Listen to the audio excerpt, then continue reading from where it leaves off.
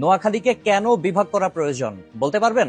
অনেকে আসলে বলতে পারবেন না, তবে এটা নিয়ে এখন আলোচনার দরকার আছে বলে আলোচনা করা হচ্ছে। বাংলাদেশে প্রশাসনিক বিকেন্দ্রীকরণের কথা বলা হয় বহু বছর ধরে, কিন্তু বাস্তবে এখনো দেশের দক্ষিণ পূর্বাঞ্চল, বিশেষ করে নোয়াখালী, ফেনী, লক্ষ্মীপুর ও ভোলা জেলার মানুষ একটি কেন্দ্রিক প্রশাসনিক সেবার জন্য সেই চট্টগ্রামের ওপরে নির্ভরশীল। আর ফলাফলটা কি? ফলাফল হচ্ছে সাধারণ নাগরিক থেকে শুরু করে ব্যবসায়ী সবার জন্য সময়, খরচ ও ভোগান্তি বেড়েছে অনেক গুণ। এখন প্রশ্ন উঠতেই পারে, নোয়াখালীকে বিভাগ করলে আসলেই কি লাভ হবে? আসুন এ ব্যাপারে একটু বিস্তারিত জেনে নেওয়া যাক। প্রথমত, প্রশাসনিক বিকেন্দ্রীকরণ ও দ্রুত সেবা। নোয়াখালী থেকে চট্টগ্রাম প্রায় 180 কিলোমিটার দূরে।